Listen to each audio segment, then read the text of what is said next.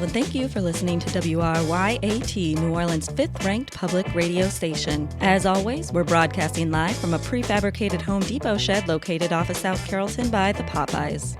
On today's show, we'll be joining Ronnie and Donnie over at Boat Talk, where they will not shut up about their mother. Ma would have found out about that. That would have been our hides. God rest her soul. Yeah, God rest her soul. Amen. Praise Jesus. Tell you one thing about Jesus. God rest her soul. Mother. Yeah. We love you. We love you, Jesus. We love you, Ma. Then later, you'll join me for some news. French Quarter cabaret singer Chris Owens molted yesterday. She's donating her cast-off glittery exoskeleton to the Make-A-Wish Foundation. In a press release, the Make-A-Wish Foundation wrote, "Ew, gross." After that, we get our Game Faces on with No Sports, hosted by Brian with special guest Joel Talley. Zion and Beyonce would be the ultimate power couple. I'm sorry, JC. But if every time he dunks, he sinks the city a little bit, and every time she sings, she raises us back up, that's a match made in heaven. Yes, I see quite a potential for point guard status for Beyonce. Maybe not as a starter, but definitely off the bench. She seems like a great locker room girl.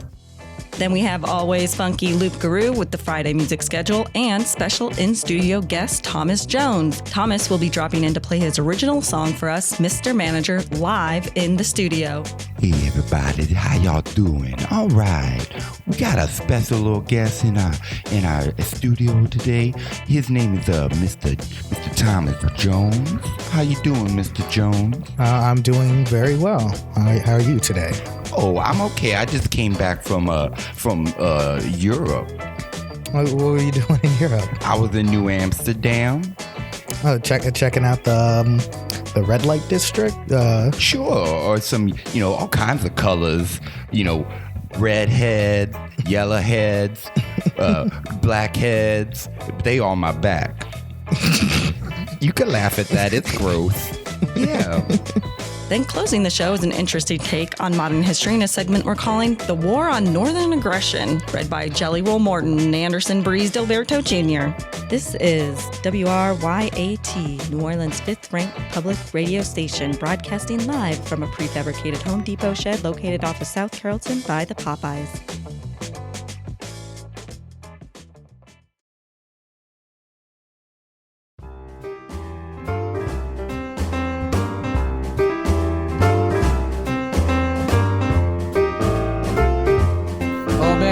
Ladies and gentlemen, this is Ronnie D'Amico. Oh my, hello, this is Donnie D'Amico. And you're listening to Boat Talk. Say, Donnie, I was fishing out in Port Sulphur over the weekend, caught a couple of reds. Oh yeah, I remember you calling me and telling me, showing me the pictures. Yeah. Got a couple of reds going, huh? There were some buttes, brah. There were some buttes. I had one that was 26-incher. Ooh, 26 inches. Hey, I had one that was a 26-incher, if you get my drift. Yeah, I do. You showed it to me. Yeah. We're talking about fish, ladies and gentlemen. Get your mind out the gutter. Get your mind out of the gutter. No. Get your mind on the water, get it out of the gutter. We're talking about the fish. Amen there, Donnie. Listen up, ladies and gentlemen. We got a great show for you today. We got a couple of callers coming in.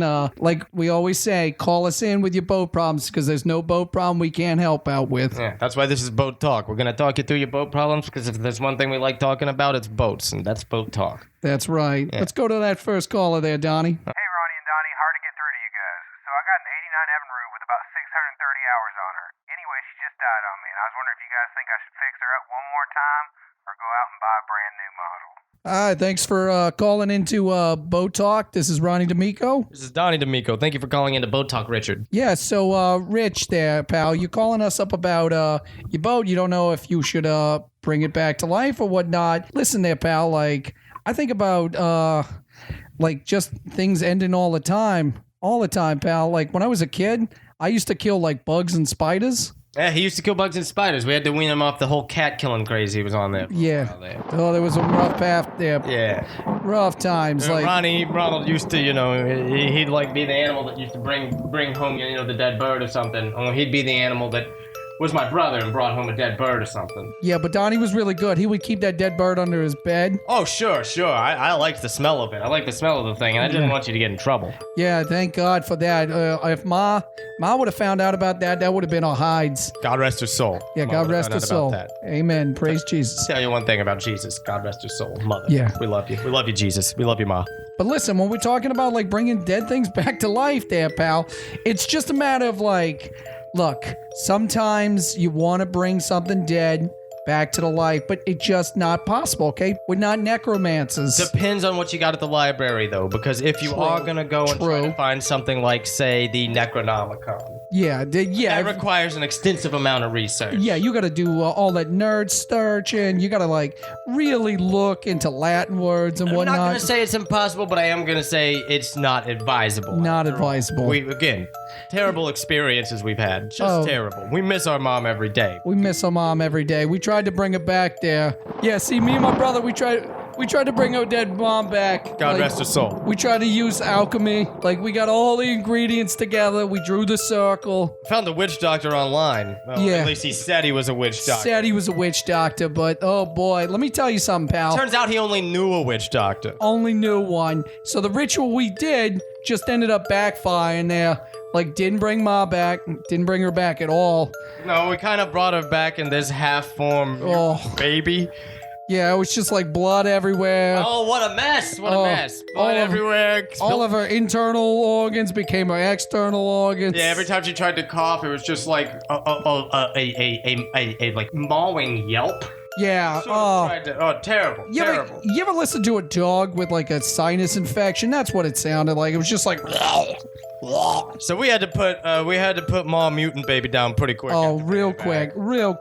It seemed like honestly that's what she would have wanted. Yeah, she didn't want to be in this world when she first left. She definitely didn't want to be back in this world again with just her two boys standing over with shovels. And I tell you, I replay the scene a lot at night whenever I'm trying to close my eyes and go to sleep. Yeah, I play the scene a lot. You know? And it did seem like when Ma Mutant Baby came back, because I remember looking at Ma Mutant Baby when she came back, and there was just, while there was a blankness in the eyes, an irrefutable, immutable blankness, they also seemed scared. Oh, they were just terrified. Screaming questions at me that she couldn't articulate through her mouth. Oh, no, there was no words coming out of that, but you could tell there was some kind of like cognizant thought behind her, but she just didn't have the motor capacity to ask us any semblance of a question. Exactly. Her expression said more than she couldn't, and she really couldn't. Yeah, but, you know, one thing I do gotta say, listeners, a regular spade shovel will take care of any of the undead real quick. It'll take care of anything you bring back and anything you don't want around. Yeah. Oh, it's great, too. Like, I use it all the time in my garden, but then like I said, that just one time with her mother. Sometimes you get the old familiar ways, you know, you wanna go out there and you wanna start, you know, whipping at the cats again or insects or what have you. I get that urge every time. That's like the job nicely. Every time. I see my neighbor just like cat in the window and I'm just like, oh, I wanted to go that weird scene in Gummo with the kids with the electrical cords. But we live in a society where that is not appropriate. You can watch Gummo, but don't be Gummo. Don't be Gummo. All right, so I think that's our advice to you with the Richard. Richard, yeah. So this is Ronnie D'Amico. This is Donnie D'Amico. We'll see you on the water. This is Donnie D'Amico. See you on the water.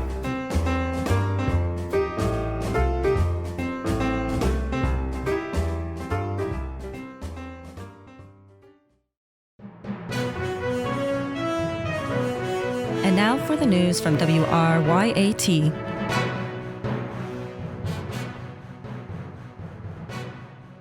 The New Orleans City Council is holding an online poll to determine what will replace the removed statue of General Robert E. Lee in Lee's Circle. Due to having no budget for new signage and city maps, the city is limiting the listed options to Harper Lee, Bruce Lee, Stan Lee, Spike Lee, Geddy Lee, and $6 million man star Lee Majors. The current leader by 87 million votes is the write-in candidate, General Robert E. Lee. But after analyzing the IP addresses of the computers that sent in those votes, the city was able to determine that 99.99% of them came from the Russian government, and the remainder came from your uncle in Covington. French Quarter cabaret singer Chris Owens molted yesterday. She's donating her cast-off glittery exoskeleton to the Make-A-Wish Foundation. In a press release, the Make-A-Wish Foundation wrote, "Ew, gross." In sports, the Pelicans traded Anthony Davis for Pokemon cards, specifically the entire Pokemon GX Sun and Moon expansion sets. They hope to trade point guard Frank Johnson for a mint-condition Jurassic Park 6-Pog hologram set, but they will settle for letting his contract expire and using the extra money to buy a Yu-Gi-Oh! Starter kit. On Monday, 300 New Orleans transplants met in Lafayette Square to second line for the end of HBO show Game of Thrones. On Tuesday, 200 transplants started a second line for the release of the Mueller Report. On Wednesday, 500 transplants held a second line for the release of Taylor Swift's new album. Then on Thursday, 18 members of the Zulu Social Aid and Pleasure Club held a second line for the death of the second line, as well as the death of all meaning. A cat burglar broke into the New Orleans Museum of Art, tipped over all the vases, and left. Police say the motive is likely that he or she, quote, is a jerk. They are speculating that the burglar is also an actual cat because a dog burglar would have buried a Degas in the sculpture garden. 2 winners of the Louisiana Lotto Dragon Ball were announced, and they were Goku and Vegeta. There are likely more winners, and you can find out more on the next episode of Dragon Ball Z. And now a word from our sponsor, Big Shot Soda. Nothing says you're a big shot like paying 89 cents for 29 ounces of pineapple-flavored corn syrup. Also a word about our former sponsor, Rosetta Stone. They stopped paying us money, so we won't hesitate to say we actually think they suck. I personally took the Arabic Rosetta Stone course, and I still have no idea what anyone from Arabic is saying. And that was our news. This episode of No Sports is presented by Dick's Athletic Goods Emporium. Want to smack some balls around with your friends? Try Dick's. That's Dick's Athletic Goods Emporium at the corner of Good Old Boy Boulevard and Foggy Avenue in Metairie. Welcome back, team. You're listening to No Sports on WRYAT New Orleans Gorilla Radio. I'm your host, Bryan, nicknamed TBD, and joining me today is my good friend Joel. How are you today, Joel? I am living the dream hanging out with you here, Bryan. That's great, man. Oh, well, as you can tell and hear in the background, practice has been rained out, but there's still plenty to talk about in the world of sports. I'd like to get the thing started off today here with the NBA Finals. How do you feel about the Toronto Raptors winning in Game 6 over the Golden State Warriors? I could not be more elated that Canada decided to topple the final dynasty of the Warriors and take down DeMarcus Cousins to where he can't get a ring. Oh, I feel the same way. There's also some other controversies surrounding the team. If you're not familiar, the Toronto Raptors use the slogan, "We the North" as their team slogan. But there's been, as I said, a little controversy because they are, in fact, not the most northern team in the NBA. The Toronto Raptors come in at a latitude of 43.64 degrees. The Minneapolis Timberwolves come in at a latitude of 44.97, and the Portland Trailblazers come in at a whopping latitude of 45.53. So actually, the Portland Trailblazers are the northernmost team. Do you feel as though the Toronto Raptors have warranted the title and slogan of "We the North"? Well, if we're going to go in reference of Game of Thrones, then absolutely, because technically the northernmost team would have been the Night King, and basically Portland is equally as terrible as the Night King was overall. Just awful at everything they do. You think they're good, they show up, and then you're like, oh, never mind. I take it back. Exactly. Just quick flashes of potential there. I'm okay, actually, personally, with them using the term "We the North," if we can use the term "We the South" down here in New Orleans for the Pelicans. That sounds good to me. I mean, granted, there are a lot of other teams that are more south than us, like Orlando, Miami, Houston, technically. And the Spurs. And the Spurs. Yeah, you're right. But speaking of the Pelicans, I'd like to also touch on something that they're familiar with, the Boogie Cousins curse. Have you heard about this? Oh, please elaborate more to me about it. Well, Reddit user Cater Luke pointed out that when he was with the Kings, DeMarcus was present for Rudy Gay's Achilles tear versus the Pacers. When he was with the Pelicans, obviously DeMarcus was present for his own Achilles tear versus the Rockets. And when he was with the Warriors, DeMarcus was present for the Kevin Durant Achilles tear versus the Raptors that we just saw. How do you feel? I mean, I feel as though there might be some validation to this curse claim. You know, that actually does sound accurate because I know he actually watched the game where Kobe Bryant tore his Achilles versus the Warriors. So it might just be everywhere he looks, just Achilles tear. That just seems to be his thing. Even more evidence. I was unaware of that. I would argue that if it happens again on his next team, because he is gone after this season, that if it happens on his next team, that we can go ahead and confirm the Boogie Cousins curse. Yes, being too tall and too grumpy to where your ankles just no longer work. Exactly. Moving on, I would like to discuss the obviously coming up into free agency here, including the Pelicans' potential trade for AD. There's a lot of options on the table, but I'd like to touch on a proposition that Coach Gentry made several months ago. In his own words, we wouldn't trade him being Anthony Davis, for anyone, even Beyonce. So now that we're here in the offseason and it's all but guaranteed that AD will be traded, how do you feel about a potential AD for Beyonce trade? All I can say is for New Orleans, finally, thank you. Please give us Beyonce. Zion and Beyonce would be the ultimate power couple. I'm sorry, Jay-Z.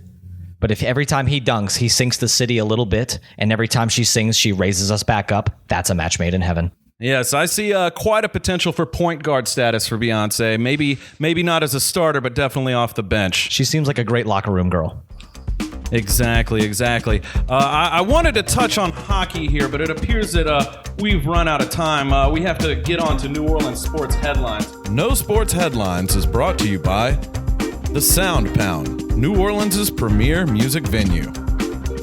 The NBA Finals wrapped up this past week with the Toronto Raptors winning Game 6 against the Golden State Warriors to take the series 4-2. In his post-game speech, Finals MVP Kawhi Leonard thanked his team and the people of Toronto as he boarded a plane out of Toronto. The New Orleans Major League Rugby team, the New Orleans Gold, just missed a spot in the MLR playoffs by 2 games this season. Team officials did indicate they were upset the team missed the playoffs, but took comfort in knowing that viewership ratings showed most of New Orleans residents missed their season altogether. Drew Brees recently returned to the Saints' preseason OTAs after missing time due to his testimony in a diamond fraud lawsuit where the Brees' family was hustled for millions in fake diamonds. When asked about the situation, Drew Brees said he was thankful he could at least sue someone this time for false hope and diamond jewelry. And this just in, Anthony Davis has been traded to the Los Angeles Lakers. In return, the Pelicans will receive Lonzo Ball, Brandon Ingram, Josh Hart, 3 first-round picks, including this year's number 4, in addition to 828,000 square miles of land. These have been your No Sports Headlines, brought to you by The Sound Pound. Well, that's our time. Thank you for joining us here on No Sports, only on WRYAT. This has been Brian and Joel. See you next time, team.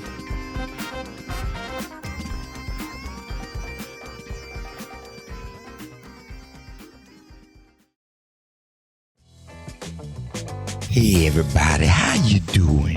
It's gonna be a nice weekend, so first off, we're gonna start off the Friday out right. It's about noontime, so we're gonna tell you what you can or cannot be getting into this evening.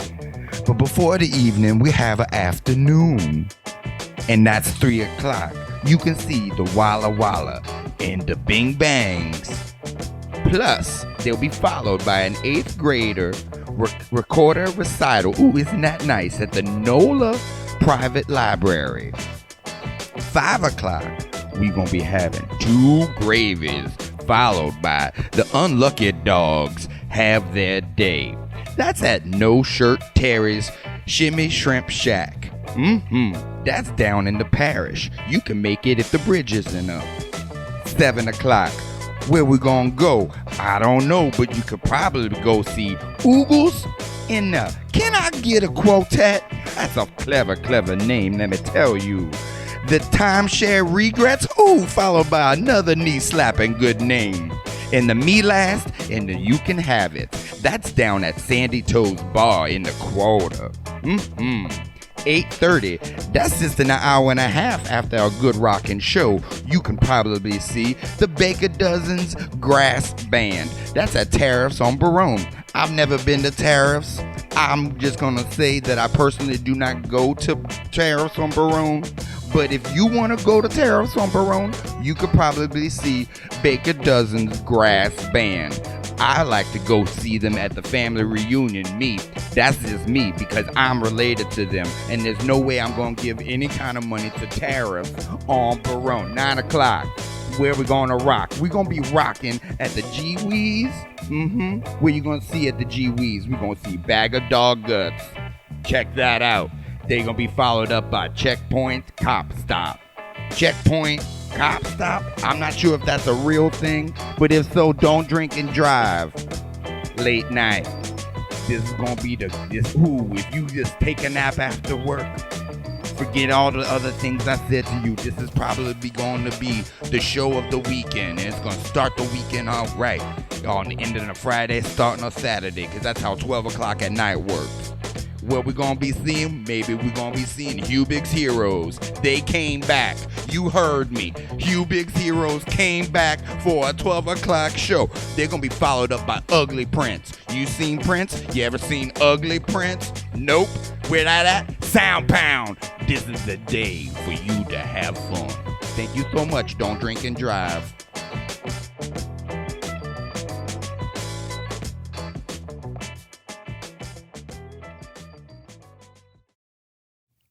Hey everybody, how y'all doing? All right, we got a special little guest in our studio today. His name is Mr. Thomas Jones. How you doing, Mr. Jones? I'm doing very well. How are you today? Oh, I'm okay. I just came back from Europe. What were you doing in Europe? I was in New Amsterdam. Oh, checking out the red light district. Sure, or some, all kinds of colors. Redheads, yellowheads, blackheads. They on my back. You can laugh at that. It's gross. Yeah. So, what you been up to? I've just been writing music, playing music, just doing whatever I can. Yeah, just like little odd jobs here and there. A little bit of odd jobs. I'm an ordained minister. What? Yeah, just marrying people, and then do some drywall here and there. At a wedding? I mean, if that's what they pay me for, It's like a wedding for some Kyles, punching holes in walls. Good thing I'm here and I'm ordained, and I'm also gonna make this wall really good. Look at me sounding like I'm talking about politics. I'm so sorry, Mr. Jones. Can you pass me that bottle, Mr. Jones? Thank you. You believe in me? I definitely believe in you. Oh, thank you so much. It's like you're just telling me some fairy tales. Tell me the truth. You really think that this is going well so far? I think it's going fantastic, and then people can hear this out their radios. Okay, well, let's just give a Loupe Gooru howl to everyone listening on their radio. You can join in when you feel comfortable. Oh!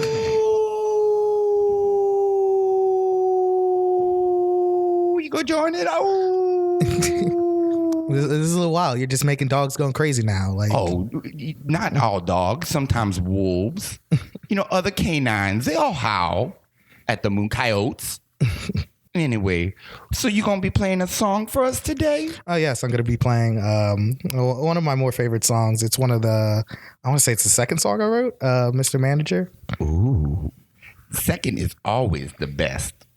First is the worst. Second is the best. What's third? We always said third was a Thunderbird. I don't know. I said turd. Thunderbird, that's like a big beast that will come swoop you up and pick up your little children, your bad little 3-year-olds, and carry them away. Native American folklore, correct. I always thought more of the white puppets that drove like the crazy mechs. Or you could think about a really cool car from the 80s. Heavy metal parking lot. Yeah, dude. You know what I'm saying? Is that a yes? That's a yes indeed. Oh, look at you.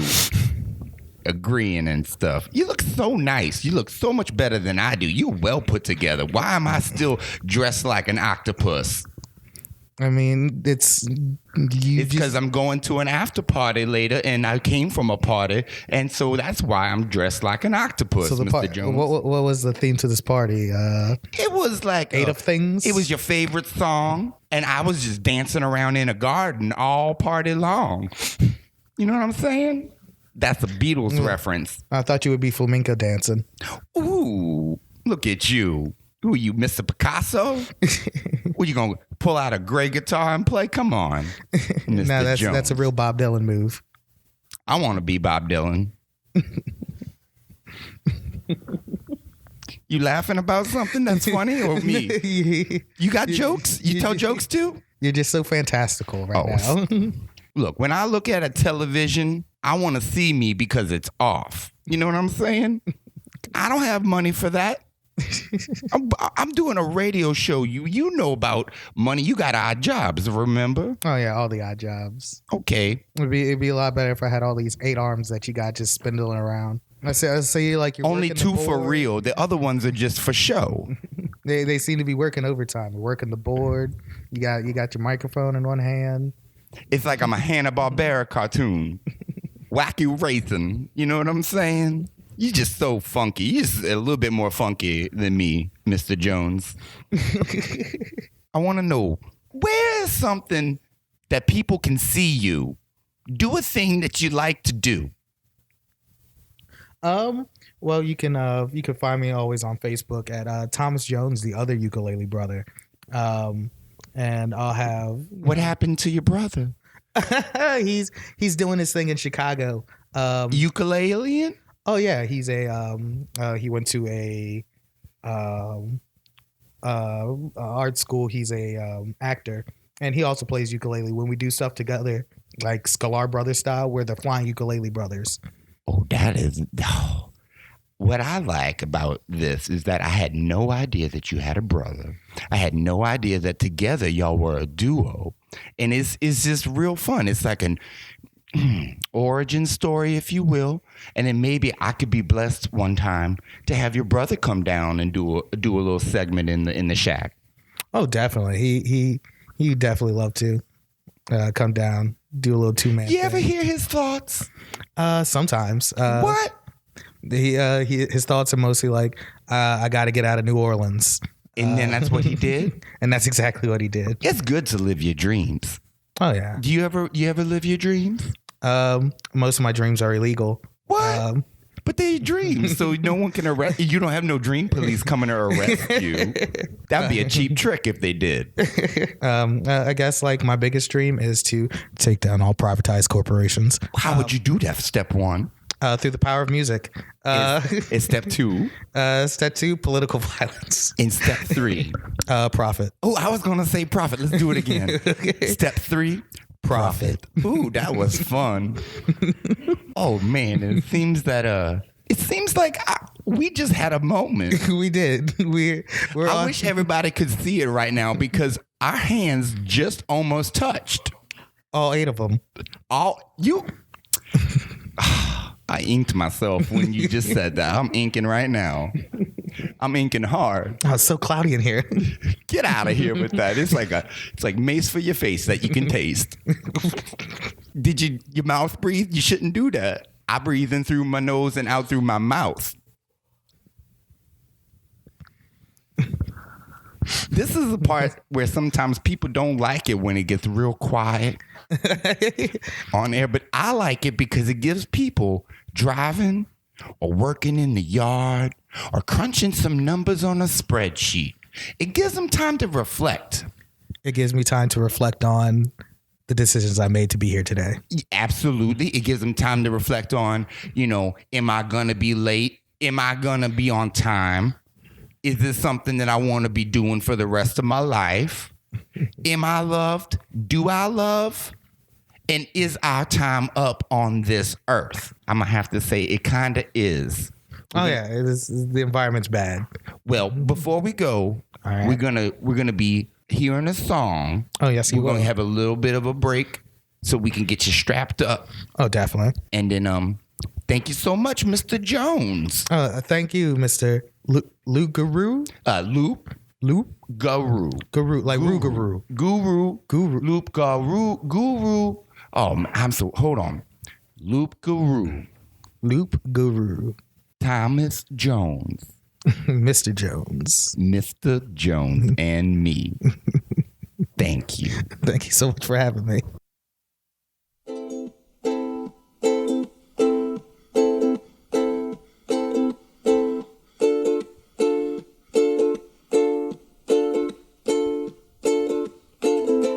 I work 9 to 7 with no break. I eat my lunch in the back room. But when you catch me, you eat. You say somebody will replace me soon. Well, Mr. Manager, don't forget that I don't take idle threats. And remember, you're 52. I know this programming better than you. So, Mr. Manager, fuck you. Oh, Mr. Manager, fuck you. I tried to take off Tuesday for my mother's birthday. I fill out the necessary forms, but when I check the schedule for the week, I don't see my name. Well, Mr. Manager, you've been warned, 'cause I bet you think you're funny, but now you fucking with my money. And that I don't take kindly, my friend. You're gonna get what's yours in the end. So, Mr. Manager, fuck you. Oh, Mr. Manager, fuck you. This is why I spit in your coffee every morning. Fuck you. This is why I eat your lunch out of the employee break room. Fuck you. This is why I tell your wife where you go when you leave work. Fuck you. This is why I tell your wife you felt up that new receptionist. That was actually my girlfriend at the time. Fuck you, Mr. Manager.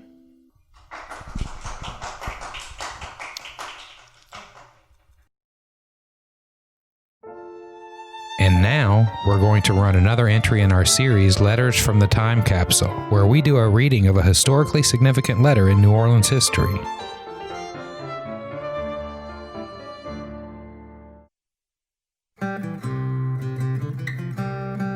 Dearest Annabelle, here in New Orleans, the war of northern aggression continues unabated. The other day, I saw a man in a bowler hat and hoop earrings selling CBD oil for dogs, and I wept for the South. I continue my support of the great cause, wearing my camouflage shorts, my Pontchartrain beach shirt, my K&B belt buckle, and my LSU hat signed by Frank Davis. I ran an offensive exercise yesterday to test the resolve of the enemy by going to the warehouse district and eating spicy Popeyes outside of a poke luau. Verily, they sell bowls of tuna and brown rice, and you can add an avocado for $1, which is truly against the natural order of God's creation. There's no butter, there's no fat, and they got no Tony Chachere's. They might as well hand you a bowl of Boudreaux's butt paste and wash it down with Dr. Tish Nuts. While hanging about the occupied territory of Girard Street, I overheard some carpetbagger say Company Burger was the best burger in all of New Orleans. And I cried, "Hold your tongue, you northern dog. The General Lee's hamburgers are the supreme standard in this land, for they are ground with onions, and I don't give a damn about no mayonnaise bar." The enemy immediately retreated into the all-house furniture store, likely to renew their supply of Yankee candles. This was a rare victory in these dark times, but Lord knows they will be back in a fortnight with a tofu banh mi pop-up. I long for your company, Annabelle, but I'm here in Mid-City, and you are far away in old Metairie. I pray this battle will be over soon, especially seeing how we've lost so much. Think of what this war has taken from us. The statue of General Lee in Lee's Circle, the statue of P.T. Beauregard, the Conti Wax Museum, the Bud's Broiler on City Park Avenue, the Morning Call, the Taco Tico on Veterans Avenue, the Taco Tico on Williams, ponchos, and I just pretend like all of the John Best places are gone because I can't tell anyone I go to them. I love you, dearest Annabelle. If I return to you as a lifeless body, please tell my family to take me to the special man. In response, they ought to reply, Letter Abbott, with warmest regards, Jelly Roll, Morton Anderson Breeze Dilberto Jr.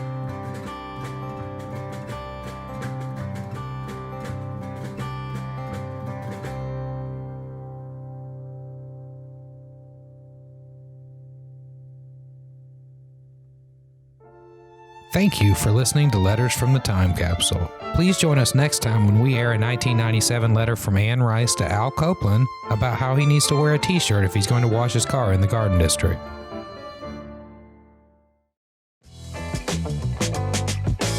That's it for today here at WYRT. As always, thanks for listening, and we'll see you here next time.